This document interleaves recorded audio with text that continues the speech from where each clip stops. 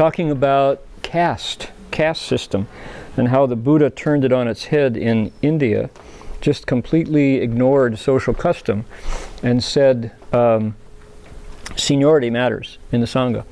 So we happen to have something called the Theragatha, songs of the senior ancient monks, songs of the elder monks. Gatha, song, verse. Tera is an elder monk. Terigata, we also have Terigata. We have the oldest strain of spiritual poetry or poems written by Buddhist nuns, mostly about how they woke up, where they started, where they finished. So we have a Theragatha on page 30. Sunita was the last of the Buddha's left home disciples.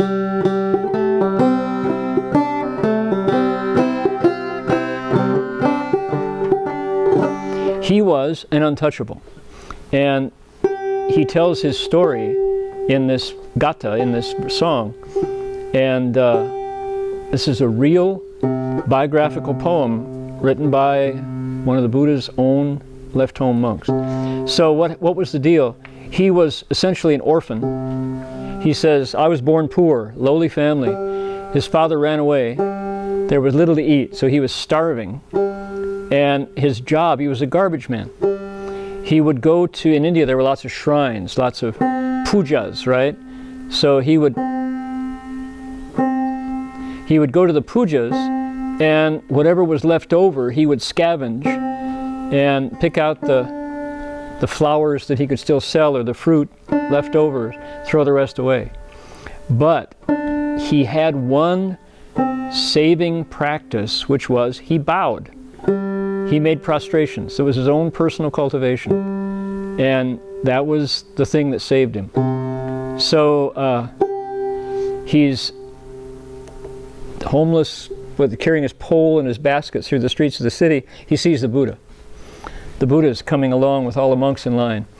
The most supreme of the Magadhans, he says, walking like a lotus, pure and refined, walking along.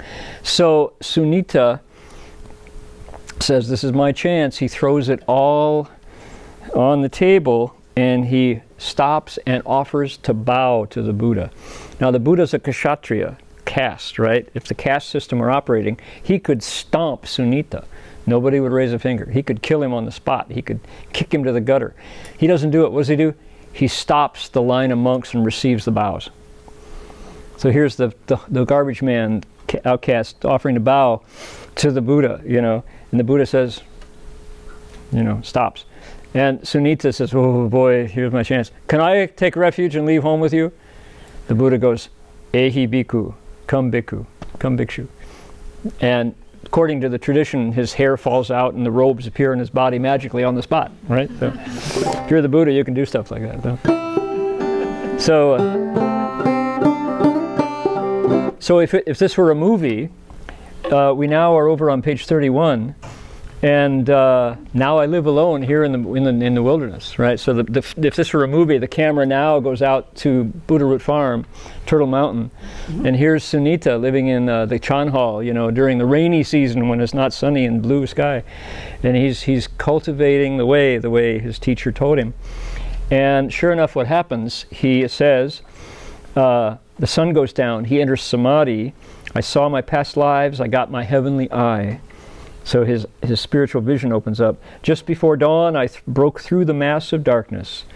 To the state of the deathless, I did certify. In other words, he wakes up. They say you break through the barrel of black lacquer. So what happens next? The night is ending. The sun returns. The chief among gods, Indra and Brahma, come down to pay their respects to him. And they say, oh, homage to you, thoroughbred of humans. Right?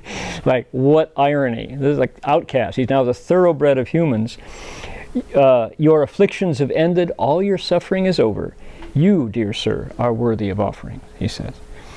Now, the last verse is kind of unique among folk songs, which is we get the words austerity, celibacy, restraint, and self-control in a folk song. Upon seeing me venerated by the Devas, the Buddha smiles, and he says, see, through austerity, celibacy, restraint, and self-control, he became a Brahmin. That's how you do it. This is a Brahmin supreme, which is irony, because why? it's not Brahman the caste, it's Brahman meaning the pure, the purified human. So a little bit of interreligious digging in that last line there, but never mind. So here we go.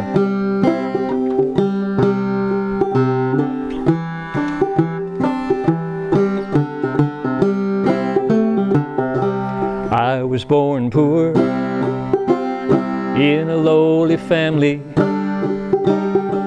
Father disappeared, there was little to eat. My work was degrading. I gathered withered flowers from the shrines, I sold what I could and threw the rest away.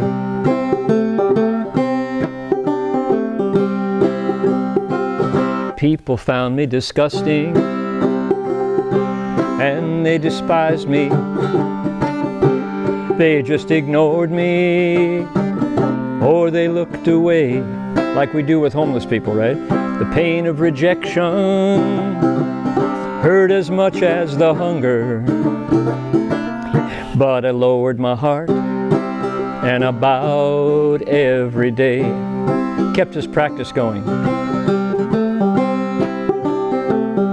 Then I saw the great hero entering the city, the greatly awakened one with his monks in line.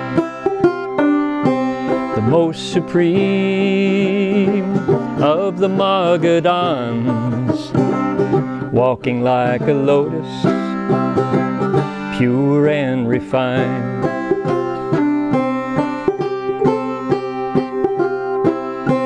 I lost all fear, I put down my pole and baskets, I drew near and I wanted to bow. And then he,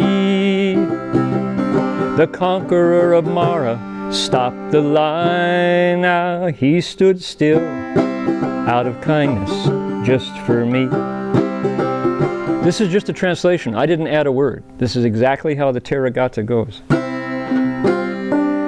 After showing reverence at the feet of the teacher,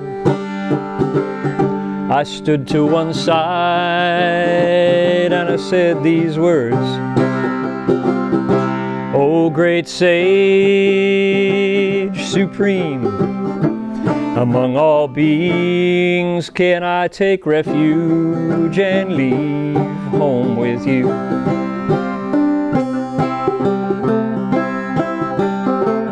The compassionate teacher raised one hand in a blessing with a sound of kindness for all the world. He said, "Come, monk." That was my ordination. I crossed over and my new life began. Okay, so now we get the drone view over the mountaintops, right? I live alone out here in the mountains. I never tire as I cultivate the way, following my teacher's words just as he taught me, with one mind by night and by day.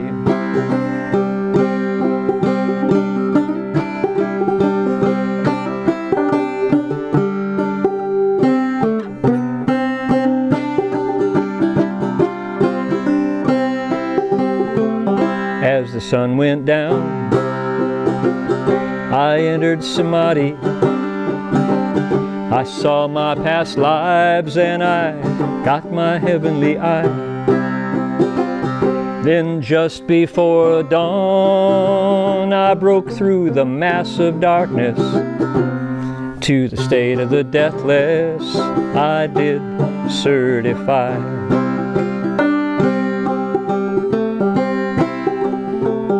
Oh, the night was ending and the sun was returning.